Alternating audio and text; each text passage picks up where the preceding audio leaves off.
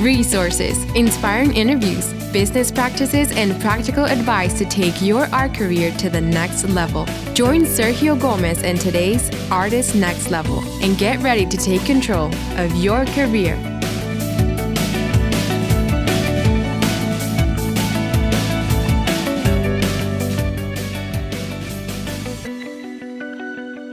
Hello, my Next Level friends. Welcome to the Art Next Level podcast. I am super excited that you decided to join me today. I have a wonderful interview today with none other than Mexican artist Alejandra Zermeño. You don't want to miss this. But before I do that, before I share this interview, I want to also invite you to check out our webinar on the 7 steps to creating a killer exhibition proposal. This is a webinar that we are doing once a week. It's absolutely free. It's live, where Dr. Yaina Gomez and I present the 7 steps that you need to create an amazing exhibition proposal. That all you have to do if you want to sign up for this is just go to www.theartistnextlevel.com, and that way you can sign up right from the homepage, and hopefully we see you in this awesome webinar. Well, my guest for today is Mexican artist Alejandra Zermeño. She was born in Mexico City, and that's where she has her studio right now. She received her MFA from the Academia of San Carlos. Since the beginning, she has been interested in the exploration of the human body. Her prolific art production has been featured in more than 50 collective exhibitions and national and international biennials, which include the Latin Views Biennale, the International Tokyo's Prize, Art Women International Encounter, and many, many more. She has been the focus of 15 solo exhibitions in Mexican galleries and museums and has received several awards as well, fellowships, and honors over the last few years. Alejandra was invited in 2016 to be part of the Arts and Letters Council of the Mexican Museum in San Francisco, California, and I'm super excited to have in the program today Alejandra Zermeño. Hello, Alejandra. How are you today? Hi, hello. Fine, thank you. I'm very happy to hear you. Awesome. Welcome to the Art Next Level podcast. And are you ready to take us to the next level? Of course, yes. Yeah, you're taking us to the next level in Mexico City style. Yes, exactly. A crazy Mexico style. Well, Alejandra, I'm really excited that you are here with us today. I've been looking forward to this conversation for quite a while. We've known each other for quite a bit, also through social media, through also other artist friends that we have in common. And also, during my last visit to Mexico City, it was really nice to meet you in person. I've been following your work for a while as well. And so I'm really looking forward to have this conversation with you, to hear a little bit of your story, also some of the projects that you're working on. And something that also is kind of special for me is that I grew up in Mexico City. And so Mexico City has a special place in my heart. Just going back to there is like going back home, and the funny story that I always tell my friends is that even though I grew up in Mexico City and I left when I was 16 years old, I really never met an artist as I was growing up. All I saw were the great muralists and things, the museums, but I never met a living artist while I was in Mexico. And it's kind of ironic, and so it's really exciting for me now, as I have built my career, also to now go back to my roots and connect with artists like you and others who are doing great, incredible work in Mexico. And Mexico City right now is, it's a hot place for art, recognized around the world. And that is just an amazing thing, that how the world continues to change and evolve, and how the art in Mexico City and artists like you are flourishing and doing amazing things. So I want to give you a warm welcome here to the Art Next Level program, and just say that I'm really excited to have you. Thank you very much. Yes, you're right. In Mexico, Mexico is a country where in each house there's an artist, and it is a very excited place to grow, and always is in crisis. So they give you a possibility to express like a big artist, because you have a lot of tools. You can say concepts. I don't know. It's very special for me to grow in Mexico City too.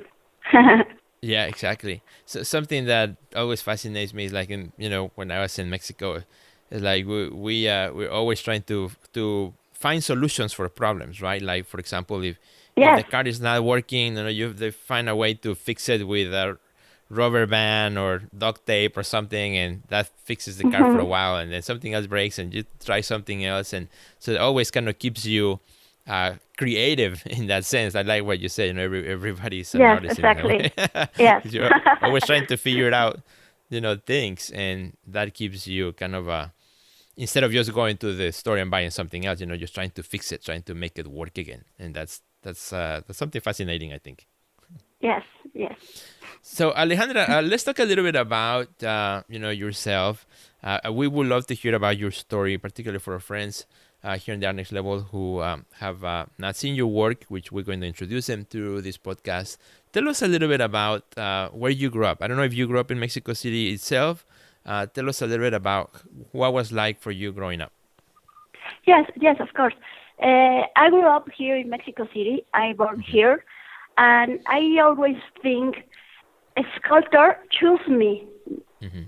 I don't know. For example, when I was 17 years old, I stole some cookies and I put some water on it, and I did some like a like a plastilin, like and I modeling things. No? With cookies. With cookies, yes. It was my mode to express myself. Always do things with my hands. Mm-hmm. And when I was 17 years old, I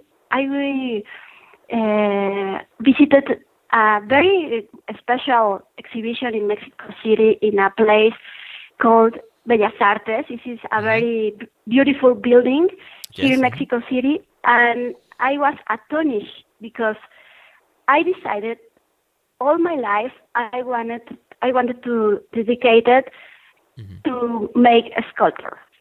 Okay. And then I started to study visual arts in the Academia de San Carlos Academy, and I did all my studies there, even the master degree. Okay.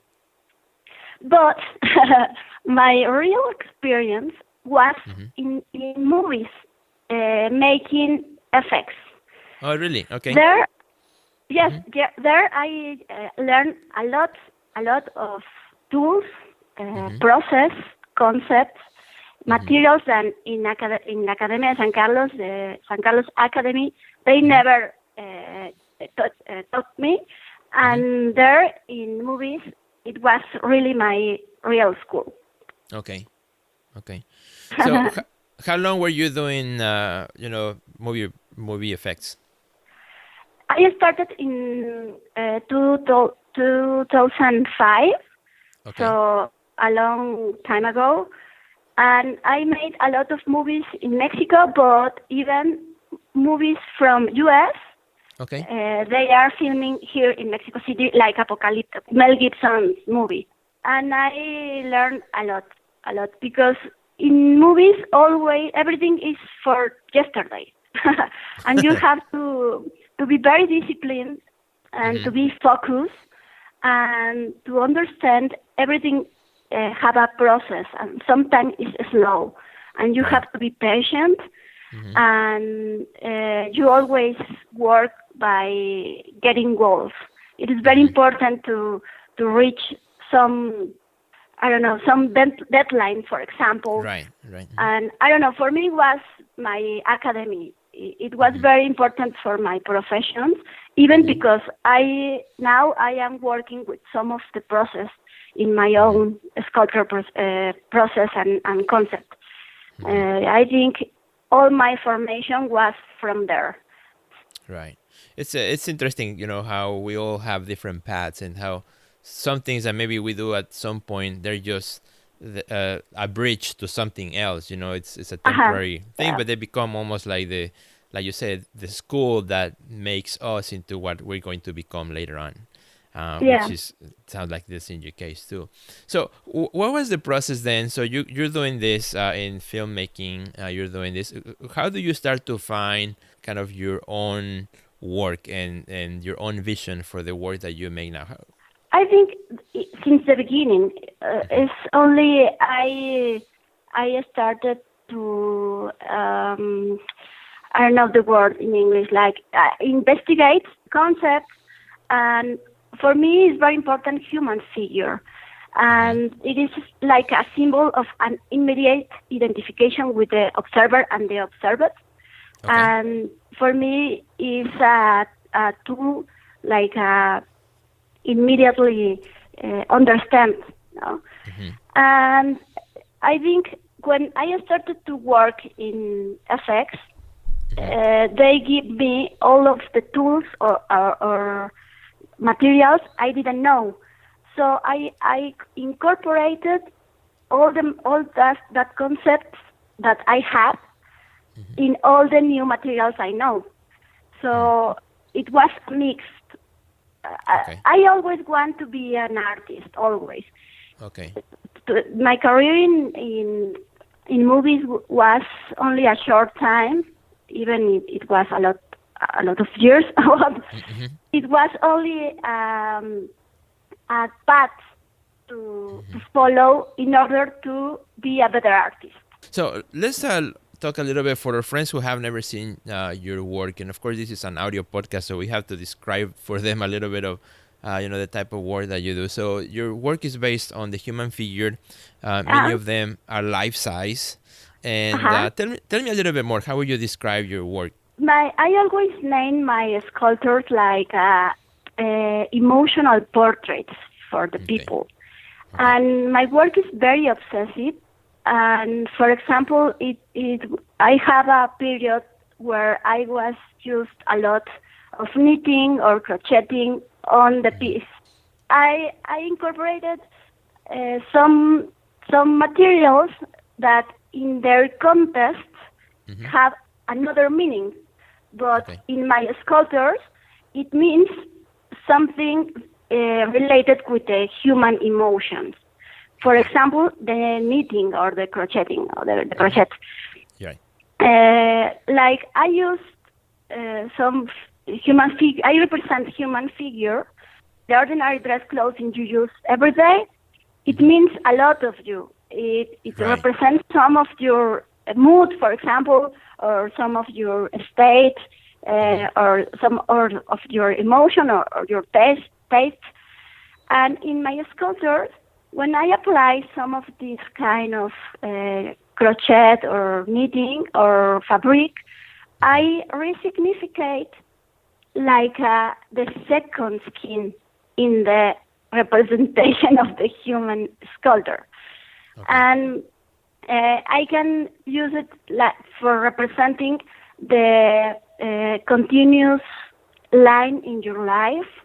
The dread, for example, could help me to explain the people how was the continuous emotional life of the person I portrayed. Okay.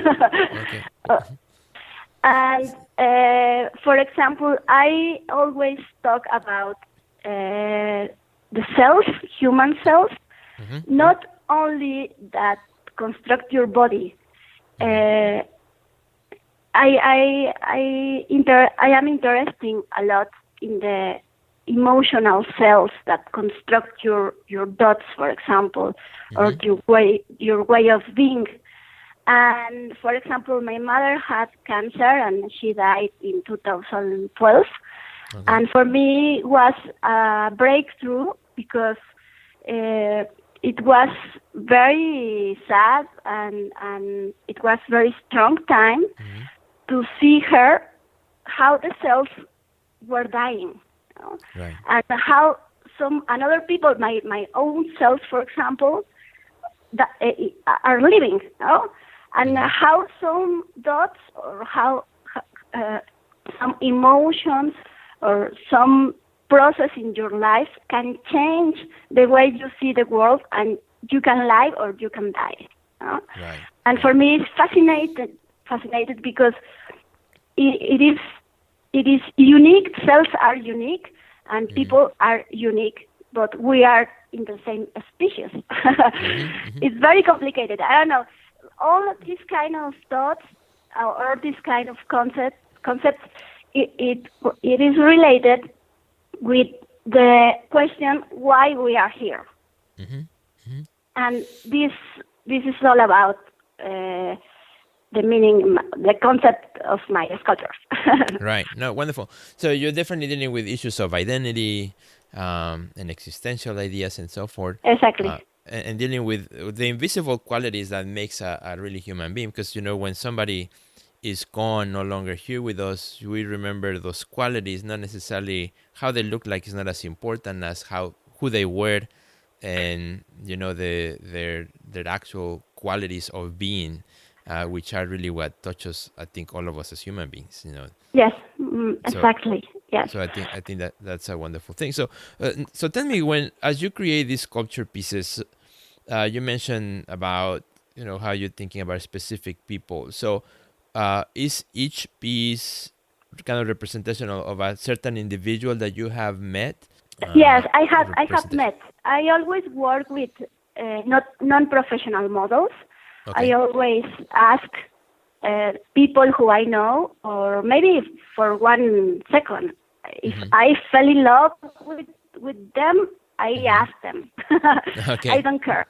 And I used to have 2 kind of process.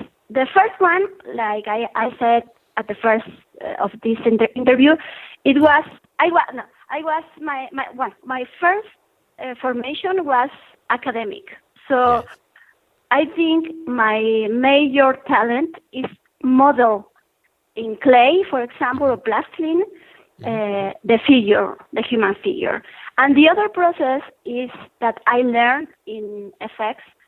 It was life cast. Take a mold from a living person. Okay. So these 2 processes I used to make it, but today I only modeling all the figures. Okay. So when I ask some of my models, non-professional models, I always used to work with them with all their body and with some I don't remember the name, but plaster. Okay, yeah, plaster. Yeah, the plaster I make a mold. And then I casting with resin, and then this was my canvas, and then I started to put all the knit or the crochet or etc. But nowadays I am working with a new process for me, with a new material that it is bronze, because I started, for example, in the academic art world, you always start with some kind of formal material like a bronze.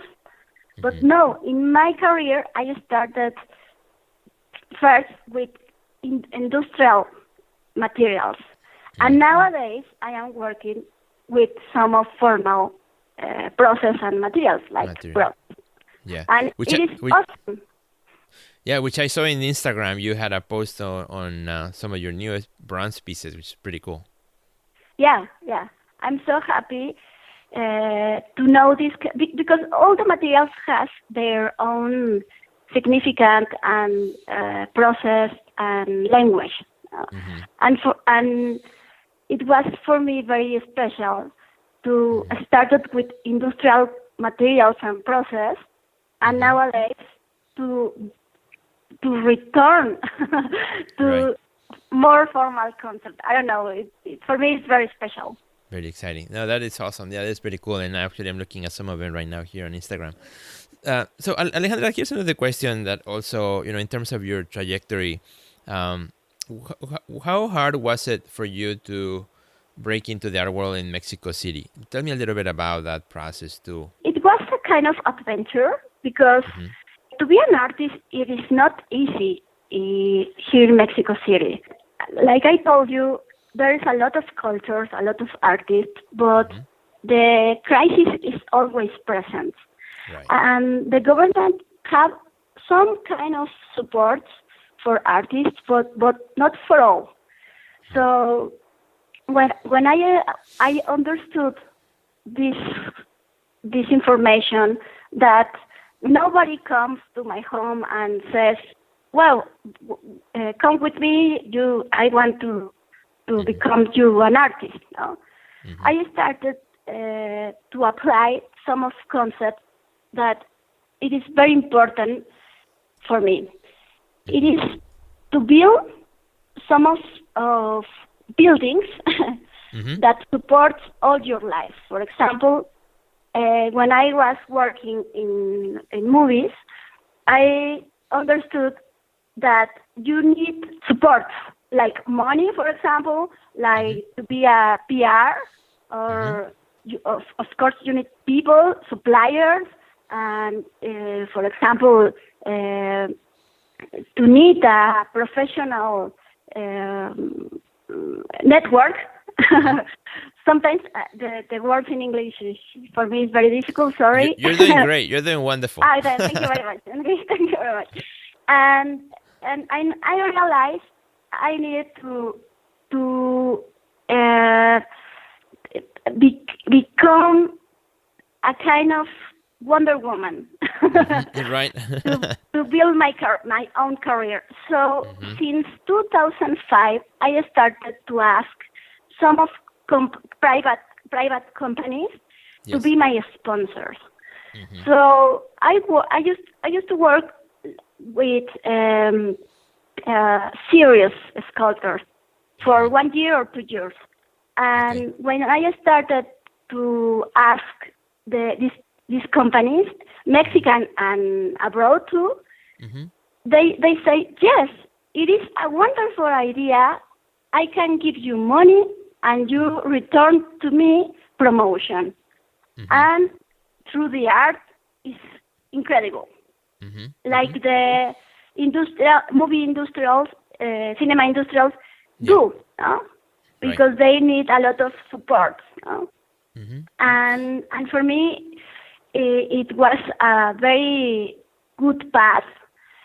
And because I don't have any support, government support, so I started to create this kind of alliances. And it's incredible because since then, each year I have more than 5 companies that they support all my productions. And it's so great. That is wonderful. And, that shows also your entrepreneurial mind behind what you do as an artist, where, you're also thinking about, the process and the support that you need to make the art that you want, and particularly sculpture, which is expensive. Expensive, yes. It is, it's one of the most expensive mediums to make. So, the material, the space, and all the funding that you need, then transportation of pieces and all that kind of stuff. So there's a lot of expense that sometimes people don't think about that goes behind making the art. And for you to also kind of think about how to support your career in the long term, I think is great. And something that I love that you're doing too is, now that you have understand this process and you have been working with it, now you're also teaching other artists on how they can do the same themselves, which is another aspect of, of taking what you know and what you understand and now helping others to do similar ideas in their work as it may relate to them. So how long have you been doing that too? Educating other future artists on that? Maybe since 10 years ago, I understood that it is very important to help others, and I can self-capitalize me with my knowledge, and to transform this information in energy for others. Right. For me, it's very important because if another people doing well, for me, all the doors will be open always. Right. I think I think in prosperity, and I think we need to be a network because we are not alone. And if you're doing alone, you can be miserable. Right. It is very important to think in a prosperity way. For me, there's a lot for all, and we can do it together. Well, of course. Of course, yeah. It's a sharing economy where Exactly. Maybe before, maybe some of our, in previous generations, there was a lot of kind of this is my territory, this is my way of doing it, and it's kind of my secret recipe, right? But now it's great to see in younger generations such as you and upcoming generations the sharing economy of, I learned how to do this, I'm going to share it. One of the things that I love to say is that, when one artist wins, we all win. Exactly, yeah. Because when one artist succeed, I'm not feeling like, oh man, that should have been me, but it's rather the opposite. I'm so excited that you are succeeding, Alejandra, in what you're doing in Mexico, because when you succeed, you're taking the name of art forward, and that at the end of the day, it helps everybody, all the other artists around the world. So, of course. Now I want to switch the topic a little bit, Alejandra, because there's something also quite fascinating, seeing it from this side of the border, watching you, and also from my own experience of living in Mexico. In 1988, when I was still in Mexico, no, I'm sorry, I think it was 1985 or 86 when the big earthquake in Mexico happened. The first, I think it was 1985, right? 1985, yes. Yeah, 85, I think so. And I was there in Mexico when that happened, and it was horrible. Thousands of people died, and it was just like days of trauma. And fortunately, I didn't had any losses in my family, but a lot of my friends and people that we knew lost homes and lives and so on. And just last year, something similar happened in Mexico City with another huge big earthquake. Took the city by surprise, and it just, as I watched the news, it was like, oh man, it just remind me of how it was when I was there for the one in 85, how horrible that was. Except the difference is that now we have social media, which we didn't have back then. It took many days to figure out what happened. Nowadays, at the moment that it happened, the next 3 minutes, you're already seeing people in Facebook and in social media sharing live videos of buildings collapsing, like right in front of you. It's like, oh my God, you have this whole immediacy of events. But something that I really respect and I really like what you did is you also took hands and you did something to help out victims who lost their homes and so forth. And I think you did a project that was called Puño y Fuerza. Maybe you can tell us a little bit more about that. And I'm proud that we at our home we have one of your pieces that you did for that project, and we value it, we treasure it because of what it represents. It reminds me of that, the same trauma that I lived when I was in 85 in Mexico. So tell us a little bit about that project. Like you said, it was a horrible day. It was like a nightmare, like living in a movie, like an American movie, where everything is destroyed. It was like that. It was a shocking day, and all the people we out of the streets try to help people was in the buildings or in crisis. It was a very important day because of the society was there. The young people was there helping, and even if it was a tragedy, it was a moment for, I don't know, like a very unit nation, like the heart was there. But we are a lot of people here in Mexico City. So when I was there with my friends and my boyfriend, we tried to help, but they didn't more hands anymore. So I returned to my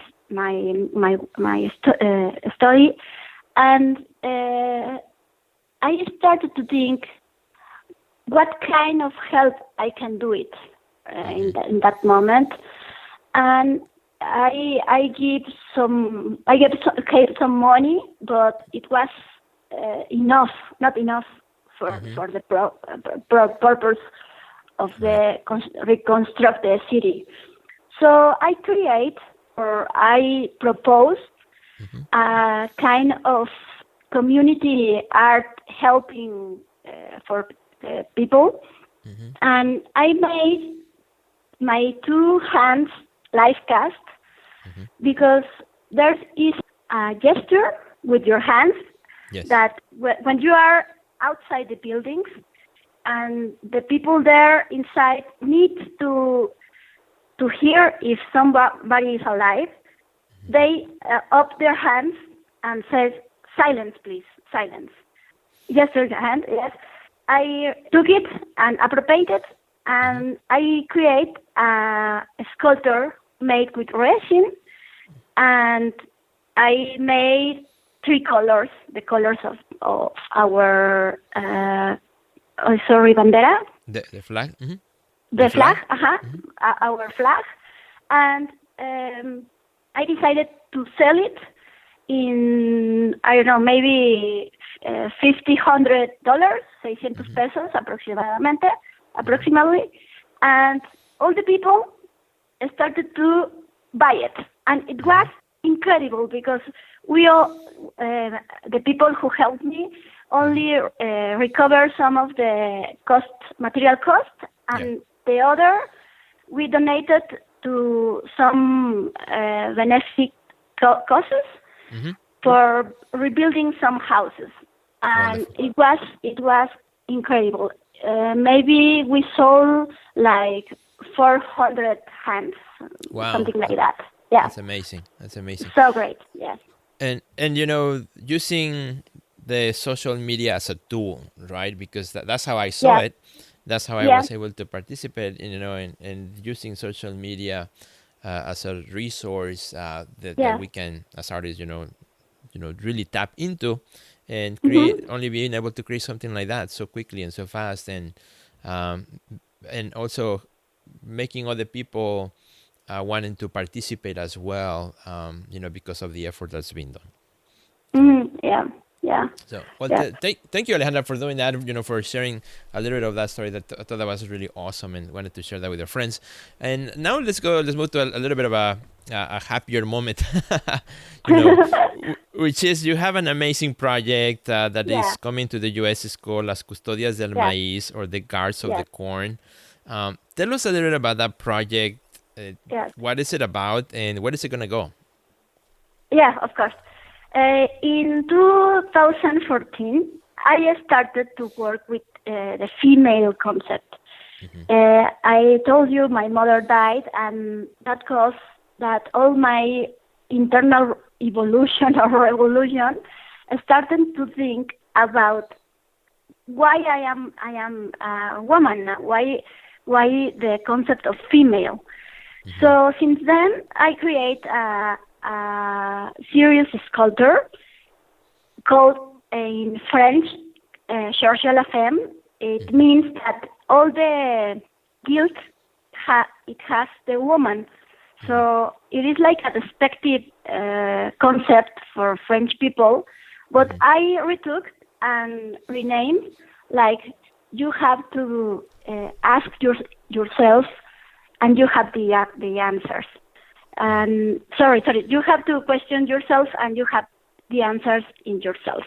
Okay. So I was fascinated with this concept, and since last year I started to work with this concept of be a woman, and started the project the Custodians of Corn, so the Guardians of Corn, because corn in Mexico City is I don't know in English the word, but a gramínea, like the vegetables. It is very important here in Mexico City, and that I am looking for this collection is to talk about the female contemporary, the contemporary Mexican female around the world. So I received the invitation for Mexican Museum in San Francisco to exhibit there. And in this year, in November, all the collection that I wanted to be maybe like 20 pieces, something like that, travel around U.S., Canada, and return to Mexico. This is my goal. Wonderful. But I'll start there in San Francisco. It will be my first solo exhibition in U.S.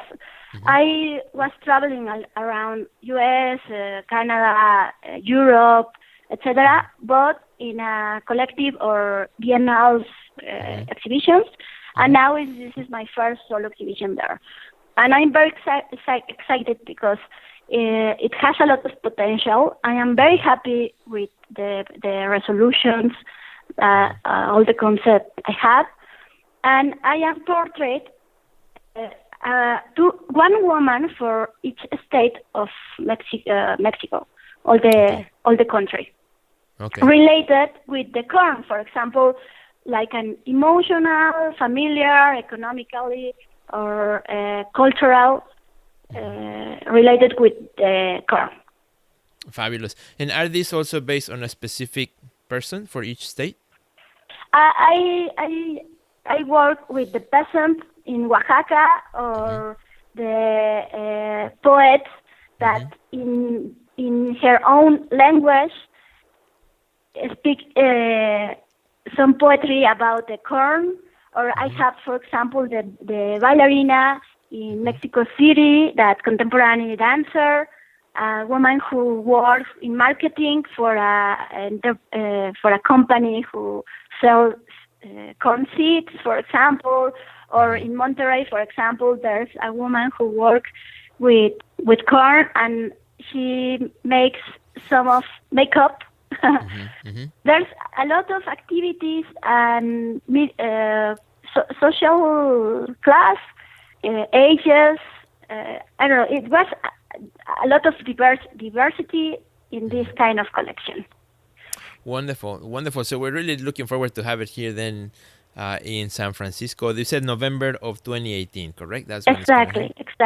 Yes. Very cool. That's very fantastic. And so congratulations on that. We hope that it continues to travel all around and continues to grow. Is the collection already finished in full, or you're still adding to it? Yes, I am working even today. Okay. I am working on that, and I hope like in, I don't know, maybe September, I just finish. Fabulous. Awesome. Yes. So, Alejandra, tell us also any other upcoming project that you would like to mention here in the podcast that you're excited about for the year. Yes, I am very happy because I was invited last month to participate in a Latin American women art book. Okay. Awesome. And I am very excited. It is from Arte al Día. I don't know. Yes, of course. It exists in US. It has it has circulation here in the US. Yeah. Great. They invited me and they choose me, like a Mexican artist, and I'm very happy for that. So maybe in 2 months the book will be already. Wow. And there's, I think, 100 artists around the Latin American, and I really love to appear in books.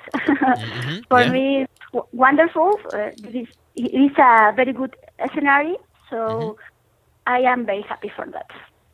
Very cool, Alejandra. Awesome. Congratulations on that, of course. Now, for our friends who would like to see more about your art, where can they find you in social media? If you can share your website, maybe your what's your Instagram name, or where can we find you? Yeah, of course. It is very easy. If you put my name in Google, for example, all the media and my social network is there. But you can find me in Facebook, in Instagram, like Alejandra Zermeño.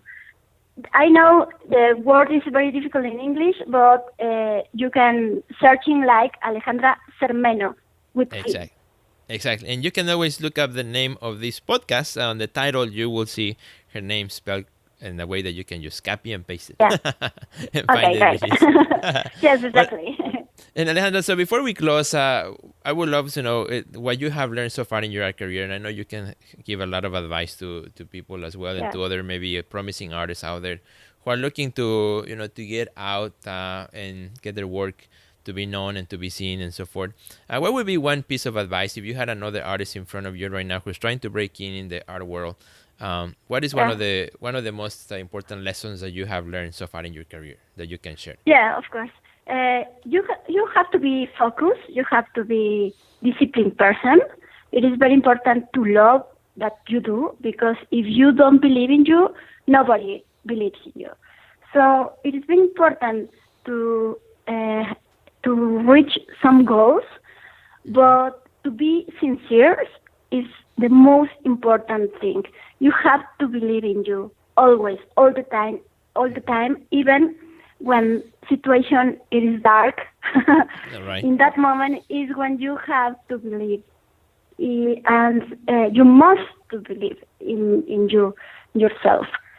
And the other things are only tools that you have to learn, and it's very easy, like marketing or PR, and even to learn another language, like I try to do it, like in this podcast. But You did all great. this is thank you. All these are all are tools, but if you don't have the essential, that it is in your heart, nobody believes in you. It is very important to do it with all your heart. Awesome. Thank you so much, Alejandra, for that fantastic advice. That's awesome. And definitely what you do Thank comes you. from the heart. Definitely, it comes from that special place. So we thank you for the art that you make. We also thank you for sharing your story with us here at the Art Next Level. We're looking forward to see your work here on this side also Thank you. of the continent, and see your work up close and personal, hopefully pretty soon. So Alejandra, with this, I want to thank you for your time. Please say hello to all our friends in Mexico. Que la pases muy bien, muy contentos. And one more time, any last word before we close, Alejandra? Thank you very much, Sergio. You are No problem. awesome. All the projects are awesome, and I am very happy to know you and to participate for this very beautiful project. Thank you very much. Thank you, everybody, and we'll see you soon. Awesome. Thanks, everybody. We're really excited. And if you had a great time, if you love this podcast interview, please share it with a friend. That's the best thing that you can do today. So thank you, and I will see you at the next level.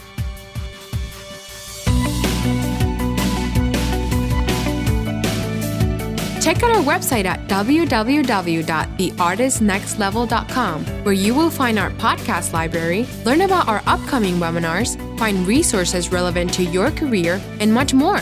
Thanks for listening to today's podcast, and we'll see you at the next level.